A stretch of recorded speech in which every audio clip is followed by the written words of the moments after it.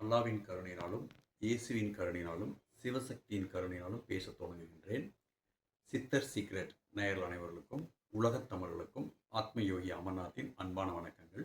இன்று நமது சேனலில் கண் சம்பந்தப்பட்ட நோய்கள் ஏன் வருகின்றன, அதற்கான தீர்வும் என்ற தலைப்பில் பேசுகின்றோம். இன்று இந்த கண் நோய் வருவதற்கான முக்கியமான காரணங்கள் 3 விதமான காரணங்கள் இருக்கின்றன. ஒன்று, வயது முதிர்வின் காரணமாக வரக்கூடிய திரை என்று சொல்வார்கள். அந்த திரையை கேட்ராக்ட் என்று சொல்வார்கள். அந்த திரையை கரைக்கக்கூடிய மருந்தை நாம் அறிமுகப்படுத்தியிருக்கிறோம். இதை அகத்தியர் கண்டுபிடித்திருக்கிறார். அகத்தியர் நயன விதி 500 என்ற நூலில் இது தெளிவாக சொல்லப்பட்டிருக்கிறது. அதற்கு பிறகு சர்க்கரையினுடைய அளவு இரத்தத்தில் அதிகமாக கூடுகின்ற பொழுது கண் நரம்புகளில் இரத்த நாளங்களில் அது ஒரு உஷ்ணத்தை உருவாக்கி அந்த இரத்த நாளங்கள் பிளவுபட்டு இரத்த கசிவுகள் ஏற்பட்டு அதனால் பார்வை சிதைவு ஏற்பட்டு கருவெளிக்கு இரத்த ஓட்டம் முறையாக செல்லாதன் காரணமாக கருவட்டில் இருக்கக்கூடிய அங்கே இருக்கக்கூடிய உயிரணுக்கள் செல்கள் புரோட்டீனை பெற முடியாமல் கண் நோய் உருவாகிறது. இதை ரெட்டினியோ என்று சொல்லுகிறார்கள். இன்னொன்று, கல்லீரலுடைய செயல்பாடு செரிமான குறைவு ஏற்பட்டு அதன் மூலமாக புரோட்டீன்ஸ் கண்ணுக்கு செல்லாமையும் இரத்த ஓட்டங்கள் சரியாமல் இல்லாதன் காரணமாக இந்த கல்லீரல் பிரச்சனையின் காரணமாக வருகின்றன. இன்னொன்று, உடம்பின் சூட்டின் காரணமாக வருகின்றன. இத்தனை பிரச்சனைகளுக்கும் தீர்வாக இந்த நேத்திர சஞ்சீவி என்ற இந்த அருமருந்தை அகத்தியர் காட்டிய வழியில் நாம் செய்திருக்கிறோம். இதை பயன்படுத்துகின்ற பொழுது 2 சொட்டுகள் காலை மாலை 2 சொட்டுகள் கண்ணினுடைய கருவெளியிலே இந்த மருந்தை போடுகின்ற பொழுது என்ன மாதிரியான கண் பிரச்சனைகள் இருந்தாலும் அவைகளை தீர்வு செய்து உங்களுக்கு நல்ல கண் ஒளியை தந்து வாழ்க்கையில் ஒளியும் ஏற்படுத்தி தன்னம்பிக்கையை ஏற்படுத்தும் என்பதில் ஐயமில்லை. அதனால் இந்த மருந்து வேண்டும் என்பவர்கள் ஸ்க்ரீனில் தெரியக்கூடிய நம்பருக்கு ஃபோன் செய்து பயன்பெற்று அனைவரும் கண்வொளி பெற்று வாழ வேண்டும் என்று சொல்லி சர்வமங்கள மாங்கல்யே சிவே சர்வார்த்த சாதகே சரண்யே திரியம்பகை தேவி நாராயணி நமஸ்துதே. வணக்கம், நான் சாய்ராம், கோவை. எனக்கு கண்களில் கேட்ராக்ட் இருந்ததால் பார்வை தெரியாமல் இருந்தது. நான் யூடியூப் பார்த்து கொண்டு வருகின்ற பொழுது யோகம் சேனலில் கொல்லிமலையில் இருக்கும் சித்த வைத்தியர் டாக்டர் அமர்நாத் அவர்கள் இதற்கு கண் சம்பந்தப்பட்ட அனைத்து குறைபாடுகளும் நீங்க கண் சொட்டு மருந்து உள்ளதாக தெரிவித்திருந்தார். அதன்படி அவரை நான் தொலைபேசியில் தொடர்பு கொண்டு அடுத்த நாளே அந்த கண் சொட்டு மருந்தை பெற்று பயன்படுத்தினேன். ஒரே நாளிலேயே கண்களில் உள்ள அனைத்து சிறு தூசிகள் அனைத்தும் அவர் வீடியோ சேனலில் அறிவித்தது போல் அனைத்தும் வெளிவந்துவிட்டது. தற்போது அந்த கேட்ராக்டும் கரைந்து நீங்கி பார்வை தற்போது தெளிவாக தெரிகிறது. டாக்டர் அமர்நாத் அவர்களுக்கு என்னுடைய மனமார்ந்த நன்றி. வணக்கம். யோகா சாலையை நான் பார்த்து கொண்டிருந்தேன். அப்போ என் கண் பார்வை சரியாக தெரியாதால் அது அமர்நாத் டாக்டரை ஃபோன் நம்பரில் பேசினேன். அவர் உடனடியாக கண் மருந்தை மறுநாளே அனுப்புகிறாங்க. இப்போ அந்த மருந்தை நான் யூஸ் பண்ணி 30 நாள் ஆகுது. எனக்கு பார்வை நன்றாக தெரியுது. அந்த ஐயாவுக்கு ரொம்ப நன்றி. உங்கள் யோகதண்டம் பொன் பார்த்தசாரதி, வடபழனி, சென்னை. இப்போது நான் தமிழ்நாடு ஈரோடு மாவட்டம் கொல்லம்பாளையம் அருகில் உள்ள மூலக்கவுண்டபாளையம் என்ற இடத்துல இருக்கிறேன். இங்கே காமாட்சி சித்த வைத்தியம் நிறுவனர் சித்த வைத்தியர் ஐயா ஆத்மயோகி அமர்நாத் அவர்களோட இருக்கிறேன். இவரை நான் ஏன் தேடிக்கிட்டு வந்தேன் அப்படின்னா, 2017 எனக்கு கண்ணில் கண்புரை வந்தது. அப்போ அதுக்கு முன்னாடி சென்னை தாம்பரம் இந்து மருத்துவமனையோட இணைந்து கிராம பகுதிகளுக்கு இலவசமாக அந்த சமூக சேவை செய்யணும் அப்படின்ற நோக்கத்தில் அந்த கண் மருத்துவ முகாம்களை நிறைய நடத்தி கொடுத்துருக்கேன். ஒரு 15-20க்கு மேலே அது சேவையாக தான் அந்த மருத்துவமனையோட இணைஞ்சு மக்களுக்காக செஞ்சுருக்கேன் கிராமமாக.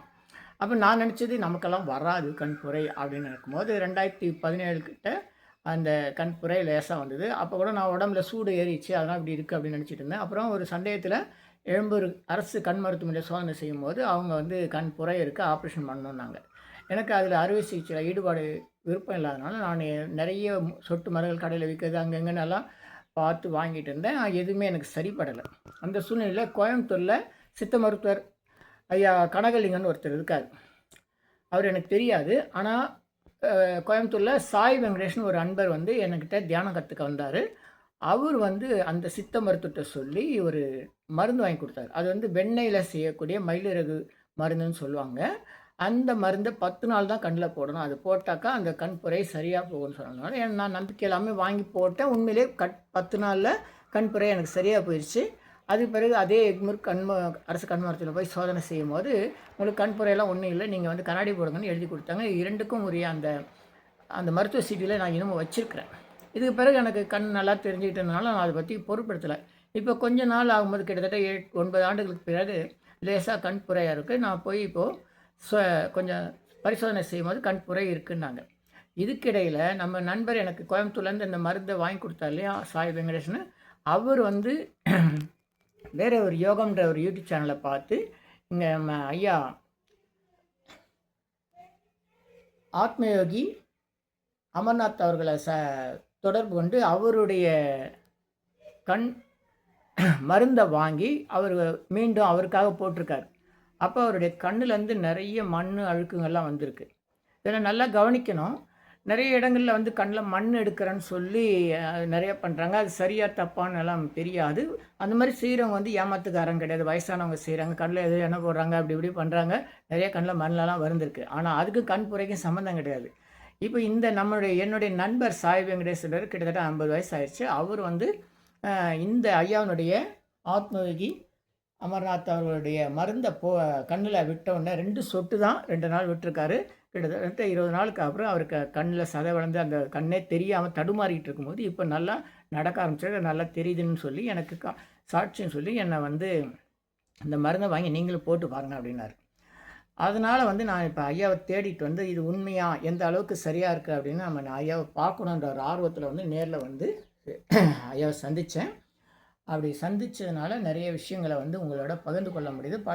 கண் புரைக்கு மட்டும் இல்லை, அவர் வந்து பக்கவாதம், இதய நோய், சிறுநீரக செயலிழப்பு, அப்புறம் கல்லீரல் பாதிப்பு, பெண்களுக்கான பிரச்சனைகள், அப்புறம் ஆண்களுக்கான பிரச்சனைகள், எல்லா நோய்களுக்கும் அவர் மருந்து கொடுக்குறாரு. இந்த மருந்துகளுடைய தன்மையை பற்றி எனக்கு தெரியாது. இருந்தாலும் இப்போதைக்கு நாம் வந்து கண்புரைக்கு வந்து இன்னொரு அம்மாவும் வந்து அது சாட்சியம் சொல்லியிருக்காங்க. இனிமேல் தான் நான் அந்த மருந்தை நான் போட்டு பார்க்கணும். நான் இப்போ வந்து கண்ணுக்கு வந்து ஐயாக்கிட்ட மருந்து வாங்கியிருக்கேன். இந்த மருந்தை வந்து இனிமேல் நான் போட்டு ஒரு 20 நாள் கழித்து தான் நான் வந்து அதனுடைய தன்மையை சொல்ல முடியும். ஐயா அவர்களுக்கு நன்றி. எதுக்காக அந்த காணொலியை நான் தேடி பிடிச்சி சென்னையிலேருந்து இங்கே வந்து செய்கிறேன்னா, சித்த மருத்துவம் என்பது பாரம்பரியமாக எவ்வளோ 5000 10,000 ஆண்டுகளாக தமிழ்நாட்டில் இருக்குது. நம்முடைய மண்ணினுடைய வாசம், நம்முடைய மூச்சு, ரத்தம், எலும்பு, சதை இதோட கலந்தது. அது என்ன சொல்கிறதுனா, அரசியல் காரணமாக முன்னாடி முகலாயர்கள் ஆட்சி படையெடுத்து வந்தாங்க, அவங்களால கூட அழிக்கலை. கிறிஸ்தவர்கள் வந்து படையெடுத்து வந்தாங்க, அவங்க கூட இந்த மருத்துவத்தை அழிக்கலை. ஆனால் தற்காலத்து அரசியல்வாதிகள் இதை வந்து தேடி தேடி பிடிச்சி தமிழ்நாட்டில் மட்டும்தான் நீங்கள் சித்த மருத்துவத்தை பேச முடியும். வேறு மாநிலங்கள் போனால் அது மருந்துக்கு பெயர் ஆயுர்வேதம் மாறிடும். தமிழ்நாட்டில் பாரம்பரியமாக இருந்த சித்த மருத்துவர்கள் வந்து அழிக்கப்பட்டார்கள், ஒடுக்கப்பட்டார்கள். நீங்கள் பரம்பரையாக அப்படி வரக்கூடாது, அது பேரெலாம் வைக்கக்கூடாது. உதாரணமாக கிராமங்களில் வந்து மஞ்சக்காமலைக்கு மட்டும் மருந்து கொடுப்பாங்க, பாம்பு கடிக்கு மட்டும் மருந்து கொடுப்பாங்க, வேறு எதனா ஒரு குறிப்பிட்ட நோய்க்கு மட்டும் மருந்து கொடுப்பாங்க. அப்படி இருக்கும்போது உனக்கு அனட்டமி தெரியுமா, அது தெரியுமா எல்லாம் சும்மா போட்டு குழப்பி நம்முடைய ஆட்சியாளர்கள் பேரெல்லாம் சொல்ல நான் விரும்பலை. இந்த மாதிரி பரம்பரை சித்த மருத்துவம்னு சொல்லி நீங்கள் பெயர் பலகை வச்சாலே உங்களை கைது செய்வோம் அப்படின்னு சொல்லி அறிவிப்பு ஒரே நாளில் தமிழ்நாடு இருக்க கிராமங்களில் இருந்த நகரங்களில் இருந்த பரம்பரை சித்தவர்கள் வயசானவங்க எல்லா மருத்துவத்தையும் தூக்கி போட்டு அடங்கிட்டாங்க. அதனால் சித்த மருத்துவம் மறைக்கப்பட்டது எவ்வளோ அனுபவங்கள் அவங்கக்கிட்ட இருந்தது. இப்போ நம்ம எத்தனை ஓலைச்சுவடியில் படித்தாலும் நூலில் வரும், அனுபவம் கிடைக்காது. எந்த மூலிகைக்கு என்ன பேர் எப்படி இருக்குன்றதெல்லாம் சொல்லித்தரதுக்கு ஆள் இல்லை. இதுக்கு அவங்க சொன்ன காரணம் என்னென்னா, அரசு அவங்க வந்து கல்லூரி நடத்துது சித்த மருத்துவத்துக்கு. அதனால் அதில் படிச்சுட்டு வரவங்களுக்கும் இவங்களுக்கு போட்டி வருதுன்னு ஒரு தவறான கருத்தை சொன்னாங்க. படிச்சுட்டு வரவங்க அரசு வேலைக்கு போகட்டும், என்ன வேணால் செய்யட்டும், யாரும் தடுக்க போகிறது கிடையாது. அந்த படித்து பிஎஸ்எம்எஸ் 5 ஆண்டு படிப்பு படிக்கிறவங்களுக்கு பாடம் சொல்லி கொடுத்ததே பரம்பரை சித்த வைத்தியர்கள் தான். இந்த 5 ஆண்டு பட்டப்படிப்பு படிக்கிறவங்களுக்கு ஆசிரியர்கள் யார்? அரசு சித்த மருத்துவக் கல்லூரியை உருவாக்கின உடனே அதுக்கு ஆசிரியர்கள் எங்கேருந்து வந்தாங்க? வானத்தில் தனியாக வந்து வர முடியும். பரம்பரை சித்த வைத்தியர்கள் தான் அதுக்கு பாடம் திட்டங்களை வகுத்து கொடுத்து சொல்லி கொடுத்து வளர்த்த கடை மாயக்குள்ள பாயிற கதையை அது வந்து ஆயிடுச்சு. அது ஒரு பக்கம். அரசாங்கம் இந்த சித்த மருத்துவத்தை அழிக்கணுன்ற ஒரு முறையில் பரம்பரை சித்த மருத்துவர்களை வந்து தடை செய்தார்கள். யாராச்சும் தொழில் செஞ்சால் பெயர் பலகை வைத்தாலே கைது செய்யப்படுகின்ற அச்சத்தின் காரணமாக அந்த பரம்பரை சித்த மருத்துவம் அழிக்கப்பட்டது. இதை கொஞ்சம் புரிஞ்சுக்கணும். இது போலி மருத்துவர்களுக்குரியது கிடையாது. இதே இந்தியாவின் பிற பகுதிகளில் ஆயுர்வேதம் இருக்குது. தமிழுக்கும் சமஸ்கிருதத்துக்கும் தான் மொழி தான் வித்தியாசம். தமிழில் சொன்னால் சித்த மருத்துவம், அது தமிழ்நாட்டில் மட்டும்தான் நீங்கள் பேச முடியும். அந்த மருத்துவத்தை சமஸ்கிருதத்தில் சொன்னால் அது ஆயுர்வேதம். அவ்வளோதான். ஆயுர்வேதத்தை பரம்பரையாக வந்து இந்தியா முழுக்க எங்கே வேணால் நான் பரம்பரை சித்த ஆயுர்வேத வைத்தியன்னு சொல்லி பதிவு செய்து கொண்டு நீங்கள் தமிழ்நாட்டில் வந்து தொழில் நடத்தலாம். ஆனால் அப்படி செய்யும் போது நீங்கள் உங்களுக்கு வந்து யாரும் கைது செய்ய மாட்டாங்க, நடவடிக்கை எடுக்க மாட்டாங்க. ஆர்எம்பி இந்தியா முழுக்க நீங்கள் பதிவு பண்ணிட்டு வரலாம். ஆனால் இந்த ஊர்லேயே பிறந்த இந்த ஊர்லேயே வாழ்ந்த தமிழ் குடிமகன் சித்த வைத்தியன்னு சொல்லி ஒரு தொழில் செய்தால் உடனடியாக அவங்கள வந்து கைது செஞ்சிருவாங்க. நீ போலி வைத்தியன்றுவாங்க. என்ன இந்த சூழ்நிலையிலையும் வந்து கொரோனா நேரத்தில் பல்வேறு சித்த வைத்தியர்கள் கடுமையாக முயற்சி பண்ணி நம்ம சித்த வைத்தியத்தை மீட்டெடுத்தார்கள். எவ்வளோ நோயாளிகளை காப்பாற்றினாங்க. இந்த வரலாறுலாம் உங்களுக்கு தெரியும். இன்னமும் எத்தனையோ பேர் வந்து தெளிவாக செயல்படுறாங்க. அதனால் இந்த மாதிரி சித்த வைத்தியர்களுக்கு நம்மால் முடிஞ்ச ஊக்கமும் வழிமுறையும் செஞ்சு கொடுக்கணுன்ற எண்ணமும் என்னுடைய தேவைக்காகவும் நான் இங்கே வந்திருக்கிறேன். எனக்கு வந்து முக்கியமாக இந்த யோகதண்டம் தவம் என்னை பற்றி உங்களுக்கு எல்லாருக்கும் தெரியும். நான் மருத்துவத்தை அதிகமாக பின்பற்றது கிடையாது. மாமருந்துன்ற முறையில் இறைவனுடைய அருளால் நம்ம தொட்டால் குணமாகும், பார்த்தா குணமாகும், நேரலை பிரார்த்தனை பண்ணால் குணமாகுன்ற நிலையில் தான் இருக்கிறோம். ரொம்ப தேவைப்படுறவங்களுக்கு எனக்கு கையில் எது தொட்டு கொடுக்கணும் அதான் மருந்து. அதை பற்றி நான் எந்த மூலிகையை பற்றி நான் கவலைப்படுறது கிடையாது. எனக்கு மூலிகைகள் பேரும் தெரியாது, மூலிகையை பற்றி நான் தேடிட்டு போகிறதும் கிடையாது.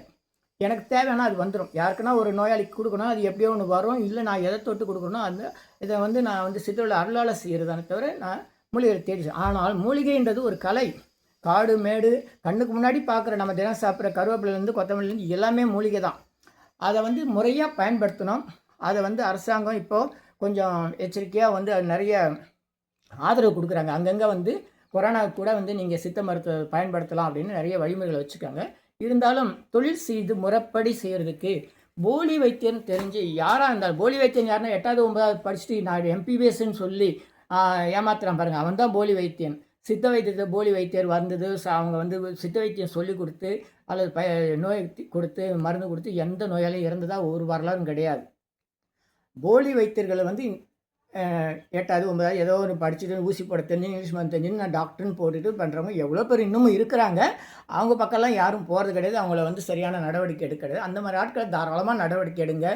சித்த மருத்துவர்களை வழிமுறைப்படுத்துங்க, நல்ல வழி காமிங்க. உண்மையான சித்த மருத்துவர்களுக்கு ஆதரவு கொடுங்க. உங்களுக்கு எதனா சந்தேகம் இருந்தால் ஐயாவை நீங்கள் அலைபேசியில் கேட்டு உங்களுக்கு என்ன நோயோ என்ன விவரமோ கேட்டு நீங்கள் பயன்பெறுங்க. ஏதாவது தவறு இருந்தால் இல்லை இவர் தப்பு இவரெல்லாம் மருத்துவம் வேறு கிடையாது அப்படின்னா தாராளமாக குறிப்பிடுங்க. ஏன்னா இது வந்து நேர்மையும் உண்மையும் இருக்கிறதுனால தான் நான் வந்து இங்கே வந்திருக்கிறேன். அதை வந்து நம்ம சொல்லலாம். இது வந்து ப்ரொமோட்டுன்னு சொல்லுவாங்க ஆங்கிலத்தில். அதாவது இவரை வந்து நான் வந்து விளம்பரப்படுத்துறதுக்காக நான் இந்த காணொலியை போடலை. எனக்கு தெரிஞ்சு கண்ணுக்கு மருந்து கேட்ராக்டில் நிறைய மருந்துகள் நிறைய பேர் சித்த மருந்து கொடுத்து கண்ணுக்கு நிறைய பேர் குணமாயிருக்காங்க. ஆனால் ஆங்கில மருத்துவத்தில் இப்போதைக்கு சித்த கண் புரைக்கு மருந்து கிடையாது, ஆப்ரேஷன் ஒன்று தான். அப்போ எனக்கே வந்து குணமாயிருக்கு. கோயம்புத்தூரில் கணக்கலிங்கன்னு ஒரு சித்த மருத்துவர் கொடுத்து வெண்ணெய் அது போட்டு குணமாயிருக்கு. அப்போயே இந்த மருந்து போட்டால் குணமாகாது, கண்டிப்பாக ஆகும். இன்னும் சொல்லப்போனால் மனிதனுக்கு வரக்கூடிய வியாதிகள்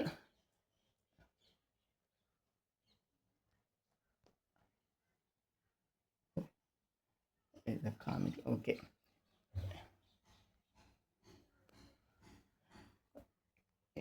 இங்கே பார் இவர் தான் பைரவர். இப்போது இந்த பைரவர்ன்றோம் நாயின்றோம். இந்த நாய்க்கும் கண்ணுக்கு புற நோய் வரும் தெரியுமா? மாடு வீட்டில் வளர்க்குற மாடுகளுக்கு கண் புரை நோய் வரும். அதுக்கெல்லாம் எந்த ஆப்ரேஷனாக பண்ணுறாங்க எனக்கு தெரியாது. ஒரு வேளை பண்ணுறாங்கன்னு எனக்கு தெரியாது. ஆனால் நம்ம நாட்டு மருந்து கடையில் இளநீர் குழம்புன்னு ஒரு மருந்து கிடைக்கும், எல்லா இடத்துலையும் கிடைக்கும். அதை வந்து இந்த நாய்க்கு வாயை நல்லா கட்டிட்டு, ஏன்னா கண்ணில் பட்ட கொஞ்சம் எரிச்சலாக இருக்கும், வளர்க்குற நாய்க்கு அந்த வாயை கட்டிட்டு இளநீர் குழம்பை விட்டு அது குணமானதை நான் நிறைய பேர் வீட்டில் பார்த்துக்க சொல்லி கொடுத்துருக்குறேன். மாடுகளுக்கும் நோய் வரும். மனிதனை வரக்கூடிய அத்தனை வியாதிகளும் மாடுகளுக்கு வரும். அதுக்கெல்லாம் வந்து மனுஷனுக்கு என்ன மூலிகை மருந்து கொடுக்குறோம் அதை தான் அளவாக கொடுக்கணும். கண் புரைக்கு இளநீர் குழம்பு கொடுத்து நாய்க்கு கொடுத்து நான் நிறைய பார்த்துருக்கேன். மனுஷனுக்கு போட்டு ஆரம்ப நிலையில் இருந்தால் கண்டிப்பாக இளநீர் குழம்பு எல்லா நாட்டு மருந்து கடையில் கிடைக்கும். நிறைய இடங்கள் அந்த இலவச கண்புரைக்கு மருந்துன்னு கொடுக்குறாங்க கேம்ப் மாதிரி நடக்குது. அது இந்த இளநீர் குழம்பு தான். அதனால் வந்து உங்கள் பகுதியில் கூட வேறு எதனா சித்த வைத்தியர்கள் இருக்கலாம். அவங்களுக்கு 1, 2 மருந்து தான் தெரிஞ்சிருக்கும், ஏதாச்சும் ஒரு இலை தான் தெரிஞ்சிருக்கும். அதை வச்சு நல்லது செய்யலாம். அப்படி ஏதாச்சும் இருந்தால் கண்டுபிடிச்சி அவங்களுக்கு வந்து ஊக்கம் கொடுங்க, வழிமுறைப்படுத்துங்க. சித்த மருத்துவம், தமிழ் மருத்துவம் நம்ம தான் நம்ம தலைமுறையில் காப்பாற்றலைன்னா அடுத்த தலைமுறைக்கு இதை கொண்டு போகிறதுக்கு ஆளே கிடையாது. நன்றி, வணக்கம். எந்த சந்தேகம் இருந்தாலும் நீங்கள் ஐயாவை தொடர்பு கொண்டு கேளுங்கள். நன்றி, நன்றி, மகிழ்ச்சி, வணக்கம். இந்த போலி வைத்தியர்கள் என்று சொல்லி 8வது 9வது படிச்சுட்டு இங்கிலீஷ் மருந்தை போட்டு ஏமாத்துறவங்களுக்கும் சித்த வைத்தியர்களை போலி வைத்தியர்கள்னு சொல்லி சித்தரிப்பவர்களுக்கும் வேறுபாடு தெரியணுன்றதுக்காக நான் இவ்வளோ தூரம் சென்னையிலேருந்து ஈரோடு வந்து ஐயாவை பற்றி காணொலி போட்டிருக்கேன். நன்றி, மகிழ்ச்சி, வணக்கம். உங்கள் யோகதண்டம் பொன் பார்த்தசாரதி, வடபழனி, சென்னை. ஐயா அவர்களுக்கு நன்றி, நன்றி, நன்றி, நன்றி. ஆயுள், ஆரோக்கிய, ஐஸ்வர்யம் உண்டாகட்டும். நன்றி. அனைவருக்கும் நன்றி. அனைவரும் ஆரோக்கியம் பெற்று வாழ்க. நன்றி, நன்றி.